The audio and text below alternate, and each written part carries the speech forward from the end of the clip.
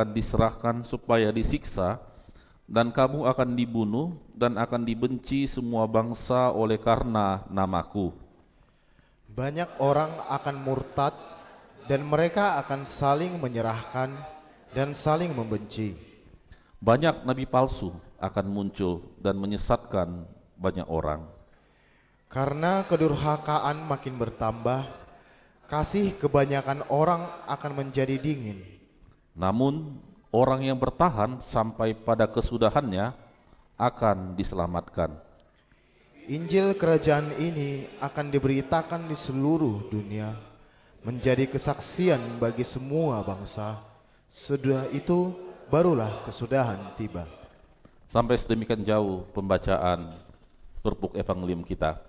Bapak Ibu jemaat yang terkasih dalam Kristus Yesus, bahwa frasa bertahan sampai akhir itu merupakan satu bentuk sikap atau komitmen yang sangat penting sekali dalam kehidupan umat Tuhan, bahwa tidak semua orang bisa bertahan sampai akhir. Dan apabila kita membaca Alkitab, baik dari TB1 maupun nanti sampai TB keberapa pun, firman Tuhan akan selalu sama dari dahulu, sekarang sampai selama-lamanya.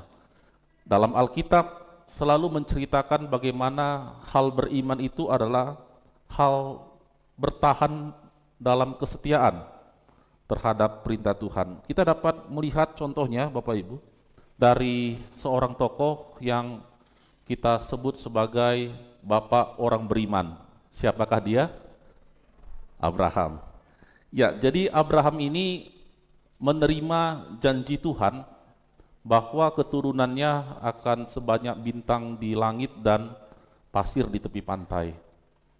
Bahkan ketika melihat realitas usia yang sudah lansia, di mana istrinya sudah memasuki masa menopause, kemudian sampai tertawa mendengar janji ini, tidak menyurutkan iman Abraham. Dan kemudian karena dia setia bertahan terhadap janji itu, akhirnya dia menerima apa yang telah dijanjikan. Kemudian yang kedua dari epistel tadi, beberapa jemaat bertanya dan pelayan bertanya, mengapa epistel kita tidak sambung atau tidak connect dengan tema. Saya bilang itu sangat connect sekali, sangat nyambung.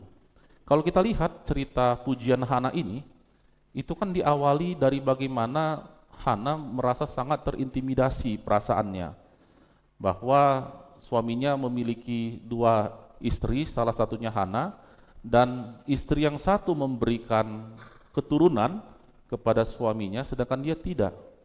Bahkan saking pedesnya omongan istri yang satu itu, mengatakan bahwa Tuhan telah menutup rahimnya mungkin karena dosanya, dan itu membuat Hana demikian sakit sekali. Bahkan dia datang ke rumah Tuhan untuk berdoa seperti orang gila kelihatan. Istri yang satu bernama kalau tidak salah Penina ya Bapak Ibu ya. Dan kemudian dia melihat bagaimana janji Tuhan, bahwa pada akhirnya Penina yang kemudian menindas dia, pada akhirnya terbalik, bahwa akhirnya Hana yang mendapatkan sukacita itu.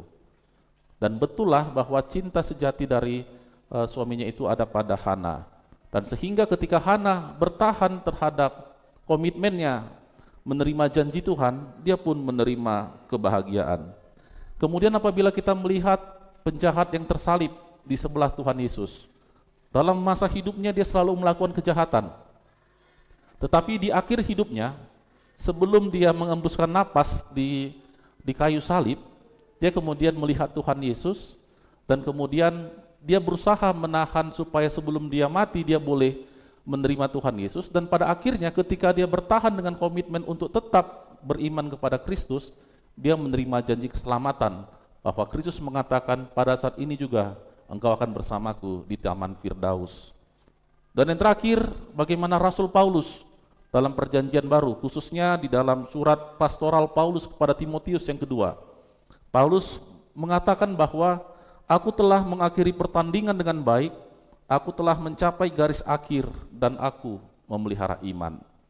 Jadi Bapak Ibu, komitmen untuk tetap bertahan setia sampai akhir itu sangat penting sekali dalam kehidupan umat Tuhan, dan itu dicatatkan oleh Alkitab. Dan masih banyak cerita-cerita di dalam Alkitab atau bagian-bagian dari Alkitab yang merujuk bagaimana harus setia, harus bertahan sampai kesudahan atau sampai pada akhirnya. Dan teks kita pada saat ini Bapak Ibu adalah bagaimana ketika para murid ingin mengetahui apa yang akan terjadi di kesudahan seluruh perjuangan yang telah dilakukan mereka bersama Kristus. Sepertinya Kristus sudah menunjukkan tanda-tanda bahwa ia akan berpisah dengan para muridnya. Oleh karena itu, murid-murid bertanya, apa yang akan terjadi Tuhan di ujungnya? Setiap orang pasti ingin tahu, kira-kira akhir dari satu cerita itu seperti apa. Misalnya ketika seorang pemuda-pemudi lah ini kan membangun relasi dengan temannya, berteman, atau bahasa anak sekarang kan pacaran gitu. Bagaimana ujungnya? Apakah di pelaminan atau diblokir begitu kan? Akan cari tahu ujungnya. Kemudian ketika menikah, mencari tahu ujungnya sampai mana. Apakah dongan matua sahatu saur matua atau berhenti enceng di tengah jalan gitu. Nah, jadi semua orang pasti ingin tahu bagaimana ujung dari satu cerita. Apakah berakhir manis, apakah berakhir pahit. Dan Tuhan Yesus menyampaikan kepada para murid dari yang kita baca dalam Alkitab sangat panjang sekali.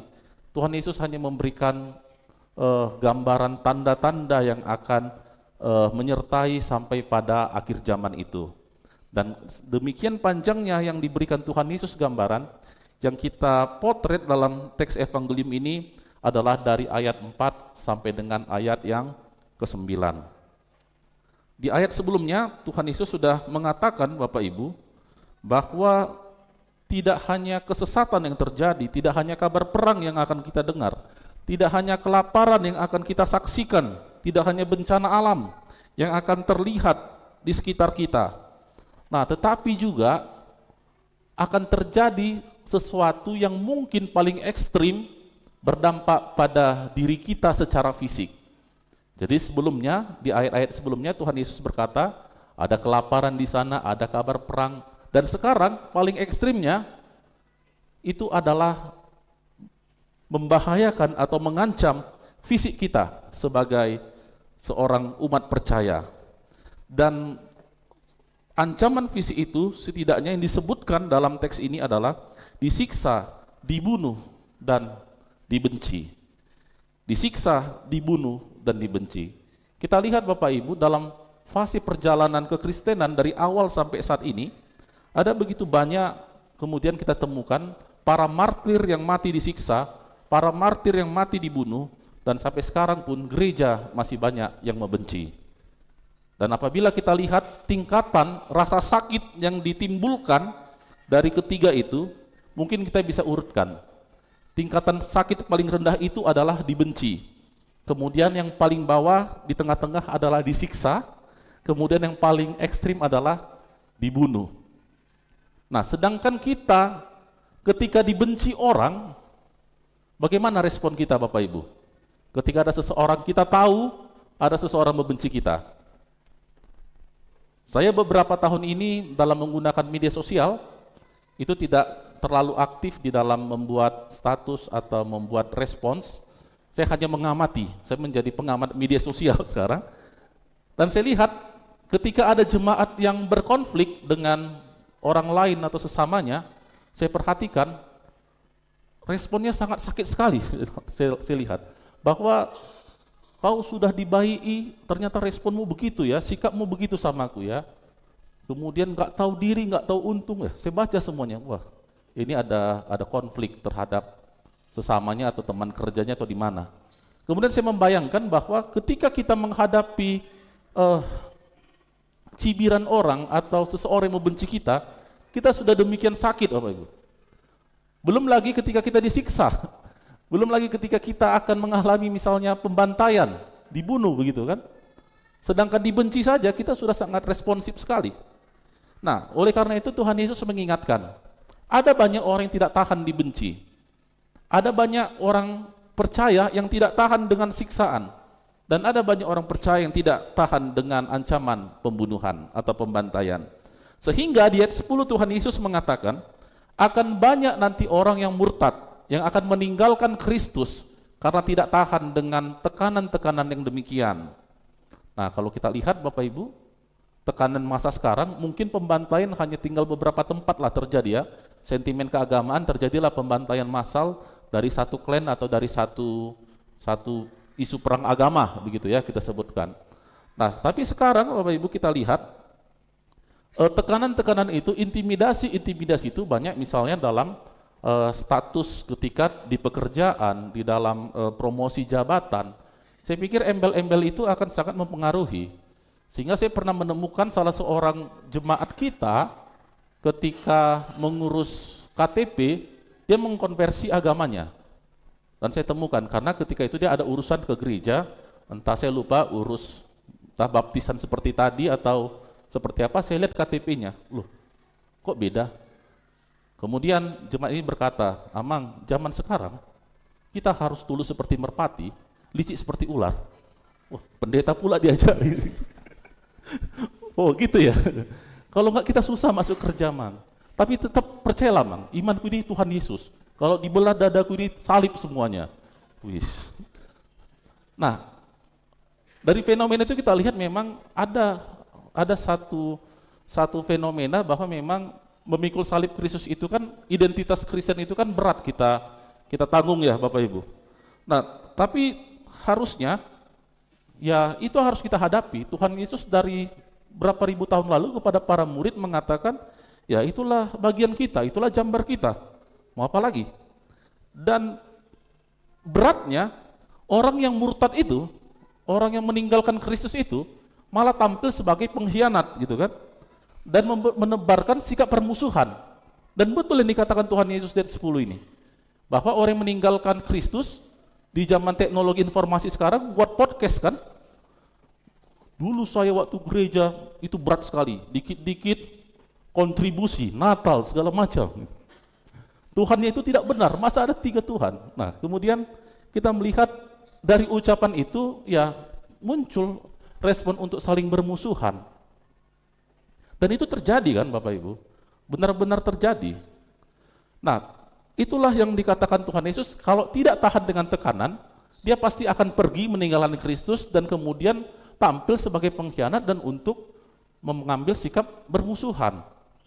Makanya jangan bingung Bapak Ibu kalau tiba-tiba embel-embel mantan pendeta gitu kan, mantan pastor, mantan suster. Ya, banyaklah mantan-mantannya ya, namun juga mantan Bapak Ibu. Nah, tetapi hal yang pasti yang diberikan Tuhan Yesus, ketika itu terjadi, bagaimana respon dari atau sikap dari umat percaya? Masalahnya, ketika kita menghadapi tantangan dari luar, tidak cukup sampai di sana, ada lagi tantangan dari dalam. Itulah yang dikatakan Tuhan Yesus, menjelang akhir zaman akan muncul nabi-nabi palsu. Nah, ini tantangan dari internal, tadi dari eksternal. Sama kayak penggalangan dana panitia tadi kan, ada eksternal, ada internal. Nah, dari internal akan muncul nabi-nabi palsu, di mana ajarannya tidak sesuai lagi dengan firman Tuhan. Nah, kalau kita tarik garis sejarah gereja kita Bapak Ibu ya, bahwa model B yang kita gunakan itu merupakan satu konsep gereja Protestan kita yang menarik sampai garis lurus ke atas, sehingga ini liturginya hampir mirip dengan gereja yang kita reformasi, gereja Katolik. Ketika kita tarik akar kita dalam semangat oikumenis kita ketemu dengan akar gereja yang kita reformasi. Dan gereja yang kita reformasi di dalam ajarannya, ketika mereka mengklaim bahwa mereka warisan dari Rasul Petrus, gereja Katolik memiliki 3 ajaran keselamatan. Yang pertama kitab suci, yang kedua tradisi suci, yang ketiga ajaran suci. Dan kemudian tahun 1517 Luther melakukan reformasi dan tetap berpijak kepada kitab suci. Makanya ada yang disebut dengan sola scriptura. Nah, setelah itu baru dikembangkan lagi dengan sola fide, kemudian sola gratia, dan pada akhirnya ditutup dengan soli Deo, Gloria, gitu kan. Nah, apabila kita tarik akar kita, tetap kitab suci, firman Tuhan menjadi dasar. Kalau di gereja tidak lagi dibicarakan kitab suci atau perintah Tuhan, firman Tuhan, nah di situ yang sudah kemudian akan keliru kita, Bapak Ibu. Apakah ada gereja yang tidak mengajarkan kitab suci? Ada banyak, Bapak Ibu. Kalau kita teliti, bahkan saya lihat di media sosial TikTok, Instagram, khotbah-khotbah lebih banyak kemudian menekankan keagungan kemuliaan gembalanya. Saya bermimpi berjumpa Tuhan Yesus. Saya melihat dalam penampakan bahwa saya akan melihat Indonesia seperti ini ke depannya. Nah, kemudian hilang menjadi makna kitab suci ini, dan ternyata banyak yang tertarik. Saya lihat, warga jemaatnya banyak yang menonton, begitu kan? Dan ini tidak main-main. Kalau gereja sudah kehilangan dasarnya yaitu firman Tuhan, ini sangat berbahaya sekali, Bapak Ibu. Akan banyak sekte-sekte baru yang keluar menjelang akhir zaman ini. Kita lihat, saya pernah memimpin satu ibadah di kemahasiswaan. Saya jumpa ada satu orang pelaksananya. Ketika memimpin persiapan rohani, dia berdoa seperti ini. Ya Roh Kudus, berkatilah ibadah kami. Ya Roh Kudus, ya Roh Kudus. Kemudian saya tanya, kenapa tidak disebut mungkin dalam doa lebih baik ada Allah Bapa atau Tuhan Yesus? Dia jawab begini, Bapak Ibu. Allah Bapa sudah selesai mencipta. Tuhan Yesus sudah naik ke sorga. Sekarang kita hanya berhadapan dengan Roh Kudus. Wah, saya bilang ajaran dari mana ini? Gitu. Kemudian ada lagi yang mengatakan hanya berdoa kepada Tuhan Yesus. Dan itu jemaat GKPI, Bapak Ibu. Karena memang banyak kemudian ingin mengetahui firman Tuhan, pergi ke sekte-sekte, akhirnya dikatakan GKP sesat aman. Mana ada lagi Allah Bapa atau Roh Kudus? Tuhan Yesus kita berdoa. Ini dari Alkitabnya. Jadi Bapak Ibu, tantangan kekristenan sebenarnya ada juga dari antara kalangan kita yang menyebarkan ajaran-ajaran yang tidak sesuai dengan firman Tuhan. Oleh karena itu, bersyukurlah kita Bapak Ibu, bahwa gereja kita telah memiliki tradisi umat percaya yang sudah teruji ribuan tahun. Kalau ajaran gereja kita salah, tentu gereja dari ribuan tahun pasti akan salah. Oleh karena itu Tuhan Yesus mengingatkan, di zaman-zaman menuju akhir zaman akan semakin banyak penampil penyesat-penyesat. Oleh karena itu Bapak Ibu sekalian, cermatlah kita di dalam memperhatikan setiap firman yang disampaikan. Apakah di dalam ibadah itu firman Tuhan yang disampaikan atau ajaran manusia dengan segala kebijaksanaannya. Dan akibat ketika firman Tuhan tidak disampaikan lagi di tengah-tengah persekutuan, yang terjadi Tuhan Yesus mengatakan akan terjadi kemerosotan moral. Jadi satu gereja dilihat bertumbuh apa tidak Bapak Ibu, dilihat dari moral warga jemaatnya. Apabila firman yang disampaikan bertumbuh, pasti dia akan memiliki moral yang sangat baik di tengah masyarakat, di lingkungan pekerjaan atau dimanapun. Tapi kalau tidak firman Tuhan dengan sungguh diterapkan, nah itu akan hanya menghasilkan produk-produk kosmetik spiritualitas. Hanya menampakkan tampilan-tampilan yang sangat luar biasa, membeautifikasi dirinya dengan ornamen-ornamen keagamaan, tetapi sesungguhnya isi spiritualitasnya sama sekali tidak ada. Tadi di dalam warta jemaat, Pak Sekretaris, Pak Penatua Nomal Pangaribuan, menyampaikan bahwa ini adalah terakhir Minggu Trinitas. Sebenarnya kita ini minggu terakhir setelah Trinitatis, atau dalam kalender bagi gereja Katolik ini disebut sebagai minggu-minggu biasa.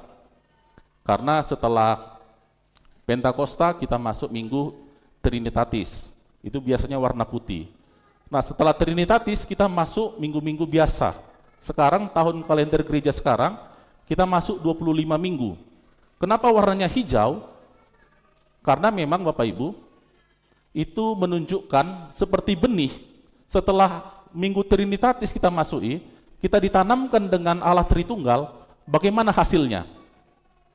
Dan inilah terakhir benih itu, kita lihat hasilnya. Apakah selama minggu-minggu Trinitatis itu kita lewati selama 25 minggu, apakah ada pertumbuhan spiritualitas? Atau sama sekali tanaman itu kosong, tidak ada isinya?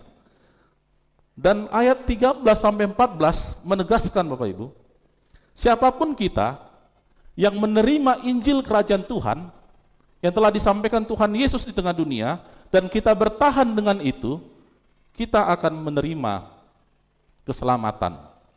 Jadi kalender gerejawi dirangkaikan untuk menerima Injil itu dan kita menumbuh kembangkannya.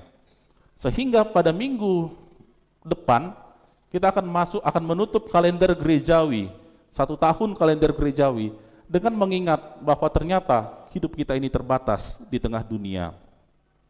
Oleh karena itu, pertanyaan dari renungan yang akan kita lihat pada saat ini adalah, apa yang bisa kita gumulkan, apa yang kita bisa refleksikan dan aplikasikan di dalam firman Tuhan dari Matius 24 ayat 9 sampai 14.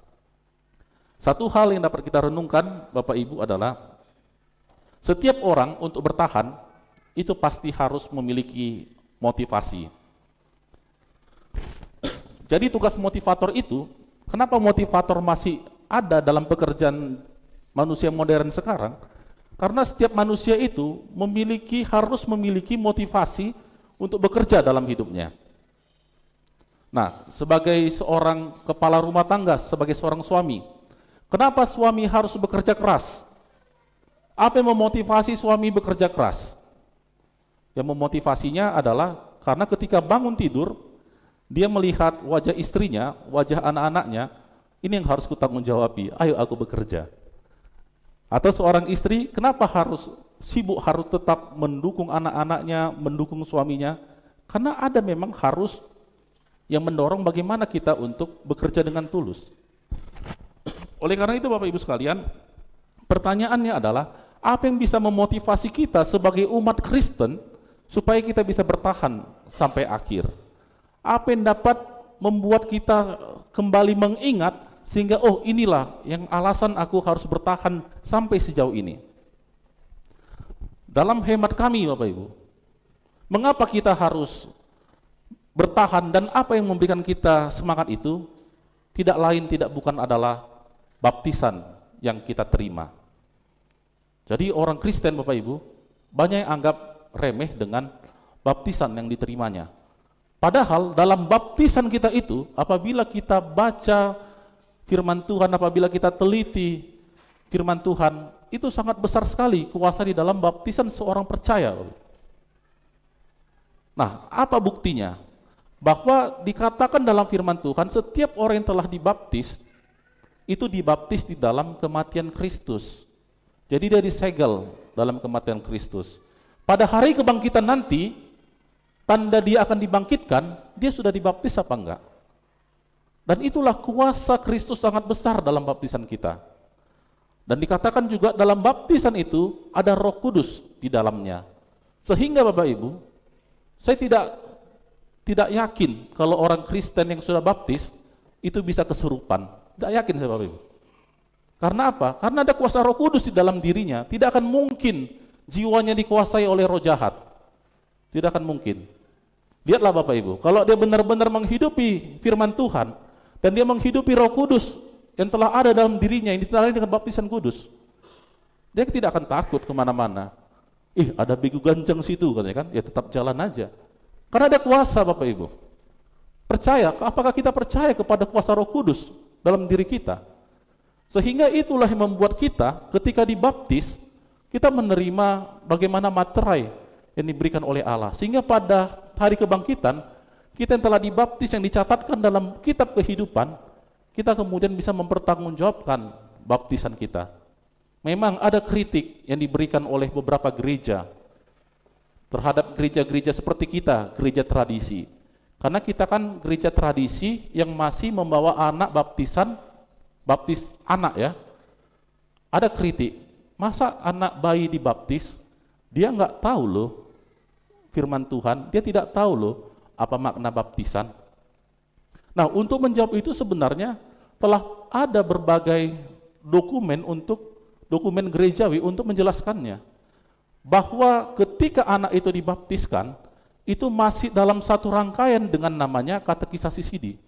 Jadi Bapak Ibu yang saya lihat tadi ada membawa dokumen untuk membaptiskan anak, belum tuntas sampai di situ sebenarnya tanggung jawab. Tanggung jawab baptisan itu selesai ketika nanti dia sudah Malua, sudah naik CD dia. Karena CD itu merupakan konfirmasi, afirmasi dari sakramen baptisannya. Dan itulah yang membuat kita menjadi semangat untuk setia sampai akhir. Sehingga ketika kita sedang lesu, sedih, penuh tantangan, apa yang kita lakukan? Berdoa kepada Tuhan, baca firman Tuhan. Roh Kudus yang ada dalam diri kita, yang ditandai dengan baptisan yang kita terima, pasti akan menguatkan kita.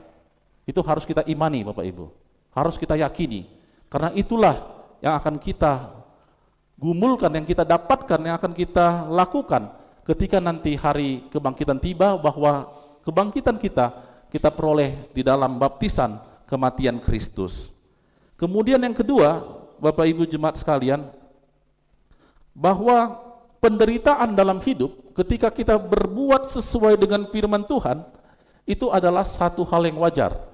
Jadi jangan sedih, jangan takut, jangan khawatir apabila ketika kita menjadi pelaku firman Tuhan, kita menjadi tidak populer. Bahwa terkadang Bapak Ibu, kita dianggap cari muka, kita dianggap sok suci, sok baik. Halah, teman-temanmu gini, kok masih agak gini gitu kan. Nah, jadi kita merasa yang melakukan benar loh. Bahwa di zaman sekarang, di zaman post-truth sekarang Bapak Ibu, sudah dinormalisasi kesalahan-kesalahan. Kita sampai bingung mana salah, mana benar. Oleh karena sudah terjadi normalisasi untuk setiap kesalahan.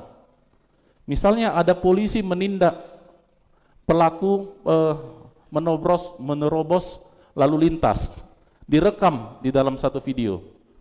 Nah, secara normatif harusnya yang melanggar peraturan lalu lintas itulah yang bersalah kan? Di zaman dulu sebelum teknologi informasi berkembang, kita tahu ini salah, ini benar. Tetapi ketika direkam, apa komentarnya? Halah, yang sudah bulan tuanya itu. Jadi banyak sekali kita sudah dibingungkan antara benar dan salah. Firman Tuhan pada saat ini mengajak kita, tanda kita umat Tuhan, milik Kristus adalah kita harus hidup sesuai dengan perintahnya, sekalipun itu sulit Bapak Ibu. Itulah tanda kita setia sampai akhir. Bukankah orang baik yang selalu terbuang? Di sini ada PP kita, banyak PP kita ya. Zaman dulu kami PP di Depok ini paling 7 orang, udah puji Tuhan itu ya. PP saat ini sudah ada yang pacaran? Nah, kalau senyum-senyum udahlah itu ya. Pernah diputusi? Pernah ya berarti ya. Kenapa diputusi? Rata-rata jawaban orang diputusi adalah karena terlalu baik. Kamu terlalu baik untuk aku, halah. Jadi memang orang baiklah yang dicampakkan. Berarti kalau pacaran itu jangan jadi orang baik gitu, jadi penjahat gitu. Nah, jadi Bapak Ibu sekalian, memang sudah bagian kita lah. Kalau kita berusaha baik, itu kita pasti disingkirkan. Karena memang hal-hal yang baik itu kadang menjadi ancaman bagi orang yang telah terbiasa dengan hal yang tidak baik. Tapi yakinlah Bapak Ibu, kalau kita orang benar, kalau kita pelaku firman Tuhan, kalau kita melakukan kesalahan Bapak Ibu, pasti kita malu. Entah kita menerobos lalu lintas atau kita melakukan pelanggaran, pasti kita malu. Orang percaya, orang yang hidup dalam firman Tuhan, kalau dia melakukan pelanggaran pasti dia malu. Karena Roh Kudus dalam dirinya menghakimi dirinya. Kau bicara firman Tuhan tapi kau melanggar apa yang telah ditetapkan. Dan hal yang terakhir Bapak Ibu, ketika Tuhan Yesus menyampaikan tanda-tanda ini kepada para murid, kemudian gereja yang diwariskan ajarannya sampai saat ini dan kemudian dipedomani oleh GKPI, yang didokumentasikan dalam pokok-pokok pemahaman iman GKPI, ada satu bagian dalam pokok iman GKPI, topik tentang akhir zaman dan zaman akhir. Jadi dalam penelusuran gereja dari Alkitab, dari firman Tuhan, kita harus membedakan mana akhir zaman, mana zaman akhir. Kita pada saat ini sedang memasuki yang namanya zaman akhir. Karena apa? Karena itu telah dimulai, zaman akhir telah dimulai sejak Tuhan Yesus naik ke sorga. Berarti firman-Nya sudah mulai berlaku. Aku akan datang kedua kali. Dan dalam firman Tuhan dikatakan ketika dia datang kedua kali dalam kemuliaan, dia tampil sebagai raja dan sebagai hakim atas dunia. Dan ketika dia datang nanti, itulah yang disebut dengan akhir zaman. Jadi kita sedang memasuki fase zaman akhir untuk menuju akhir zaman. Sehingga tanda-tanda yang dikatakan Tuhan Yesus dalam firman pada saat ini sudah bisa kita lihat. Hanya saja Bapak Ibu, ada banyak sekali kelompok yang tidak sabar dengan akhir zaman. Ada yang mengatakan, kita ini sudah zaman akhir dan mau akhir zaman. Nanti Tuhan Yesus datang pada tanggal segini, bulan segini, tahun segini, jam segini, di sini, gitu kan. Nah, banyak sekte-sekte yang sudah mulai, saya sudah pelajari dari Kejadian sampai Wahyu, bahwa nanti firman Tuhan mengatakan tanggal seginilah. Tidak ada itu Bapak Ibu. Karena Tuhan Yesus sendiri berkata, anak manusia pun tidak tahu. Siapa yang tahu? Hanya Bapa yang tahu. Oleh karena itu, di dalam zaman akhir ini yang bisa kita lakukan adalah memperkuat iman kita, memperkuat doa kita, sehingga kita bisa bertahan sampai akhir. Atau dalam bahasa TB2, bertahan sampai kesudahan. Dan orang yang setia, Bapak Ibu, yang dapat mempertahankan apa yang telah dimulainya, pasti akan menerima upahnya. Oleh karena itu, bagi para pelajar yang sudah memulai sekolah, akhiri sampai tamat. Bagi yang sudah berumah tangga, tuntaskan sampai maut memisahkan. Kalau sudah ditunjuk panitia dari awal, tuntaskan sampai akhir. Kalau sudah ditunjuk untuk mengawali panitia pembangunan pastori, tuntaskan sampai akhir. Setiap yang dimulai harus diakhiri. Dengan demikian juga hidup kita di dalam baptisan yang telah kita terima, tanda Roh Kudus ada, pada akhirnya juga harus kita tanggung jawabi bahwa kita ketika Tuhan datang kedua kali, Dia menemukan kita tetap setia. Biarlah orang yang bertahan sampai akhir akan selamat di dalam kerajaan Allah yang kekal. Amin. Kita bersatu dalam doa. Terima kasih Tuhan atas firman yang kami dengarkan. Firman di minggu terakhir, pada minggu-minggu setelah Trinitatis atau minggu-minggu biasa di dalam kalender gerejawi. Sebelum kami menutup kalender gerejawi dan memasuki tahun baru yang kami rayakan dalam masa Advent, Tuhan, kami diingatkan bahwa di zaman akhir pada saat ini Tuhan, kami benar-benar mendengar ada banyak sekali hal-hal yang membuat kami menjadi takut, khawatir, gelisah, serta terkadang kami Tuhan dalam iman percaya kepada Kristus sempat dibimbangkan.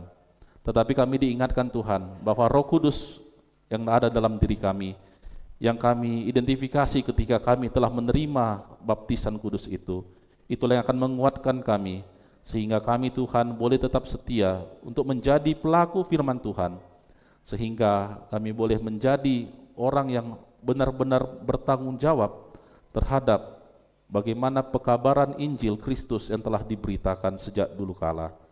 Biarlah Tuhan, firman ini tidak lalu begitu saja, tetapi biarlah seluruh kehidupan kami yang kami refleksikan di dalam firman pada saat ini boleh menjadi kemuliaan bagi nama Allah Tritunggal. Dan di dalam doa ini juga ya Tuhan, kami ingin menyampaikan doa-doa kami. Biarlah Tuhan yang selalu menolong memberkati seluruh penata layanan gerejawi yang ada di gerejamu ini, GKP Jemaat Khusus Depok. Berkatilah Tuhan hamba-Mu yang melayani di jemaat ini, Bapak Pendeta Edi Simamora beserta keluarga. Berikanlah Tuhan kekuatan, kesabaran, hikmat-Mu sehingga boleh menata kelola pelayanan bersama seluruh majelis lain, seluruh kategori lain, sehingga penata layanan yang dilakukan oleh para majelis boleh diterima dengan baik oleh jemaat, sehingga jemaat semakin mengenal Kristus, boleh semakin mengenal keselamatan, boleh semakin kuat teguh di dalam masa sulit yang dijalani, sehingga jemaat ini Tuhan boleh terlihat ada pertumbuhan spiritualitas ketika firman Tuhan diberitakan di tengah-tengah gereja ini, ketika sakramen kudus Tuhan dilayankan di tengah-tengah gereja ini. Biarlah seluruh jemaat dan pelayan menunjukkan kehidupan di dalam penyembahan persembahan yang hidup. Dan kami juga berdoa Tuhan untuk jemaat atau seluruh pelayan jikalau ada di dalam berbagai kondisi-kondisi kesulitan, entah itu bergumul di dalam persoalan kesehatan, di dalam keuangan, di dalam persoalan keluarga, pekerjaan, relasi. Biarlah Tuhan yang boleh menolong mereka sehingga mereka tetap yakin dan percaya bahwa Tuhan akan menopang mereka. Tidak lupa Tuhan, kami mau berdoa bagi mereka yang boleh merayakan hari ulang tahun pernikahannya. Terima kasih Tuhan telah memberkati perjalanan cinta dari keluarga Bapak Triyono Pardamian Manurung dan Ibu Meilana Borusihaan.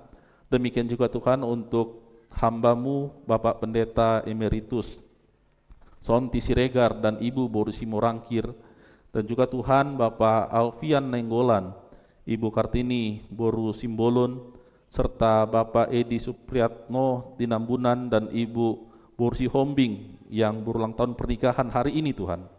Biarlah Engkau memberkati kehidupan rumah tangga yang telah dijalani. Biarlah mereka Tuhan menghidupi janji pernikahan mereka, setia di kala suka dan duka kehidupan, di kala berkecukupan dan tidak berkecukupan, di kala sehat maupun sakit, sampai nanti maut yang memisahkan. Tuhan yang memberkati kehidupan rumah tangga mereka sehingga menjadi kesaksian di dalam kehidupan sehari-hari. Demikian juga Tuhan, kami mau berdoa bagi mereka yang merayakan ulang tahun pada minggu ini. Terima kasih Tuhan untuk penambahan usia bagi Ibu Friska Manalu, Ibu Jenny Borusi Hombing, Bapak Joshua Luman Tobing, Tiomas Esterlita Huta Barat, Inang Huta Barat Boru Tanjung, Saudari Rohaya Nababan. Biarlah Tuhan mereka menyadari pertambahan usia setelah melewati fase sulit pandemi COVID, bahwa mereka melihat bagaimana cara Tuhan memelihara hidup mereka, sehingga mereka boleh mengucap syukur bagaimana mereka boleh melihat rencana Tuhan yang indah, sehingga kehidupan mereka terarah hanya kepada Tuhan dan boleh menjadi kemuliaan bagi nama Tuhan. Tidak lupa Tuhan, kami berdoa untuk setiap pelayanan yang ada di jemaat ini, secara khusus pelayanan kepanitiaan yang ada. Biarlah Tuhan mencukupkan kebutuhan untuk kerinduan jemaat memiliki pastori gereja. Tidak lupa juga Tuhan, kami berdoa untuk jemaat-Mu yang hendak merayakan Natal di jemaat Depok ini. Tuhanlah yang mencukupkan segala dana, upaya, dan kinerja panitia. Satu hal yang ingin kami doakan Tuhan, biarlah Natal yang diselenggarakan di tengah jemaat ini tidak hanya menjadi satu selebrasi, tetapi menjadi satu ekspresi iman yang hidup, sehingga di dalam pengalaman mereka merayakan Natal, mereka semakin menumbuhkan rasa kasih mereka kepada Kristus yang telah datang ke dunia, yang boleh menebus dosa-dosa manusia, sehingga itulah ya Tuhan yang boleh menjadi pusat dari perayaan Natal yang boleh dirayakan oleh seluruh jemaat di dunia, termasuk di jemaat Depok ini. Pada akhirnya Tuhan, kami mengingat hakikat kami adalah manusia terbatas, tidak lepas dari segala dosa pelanggaran.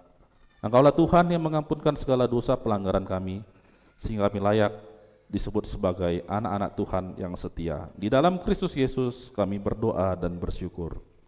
Amin.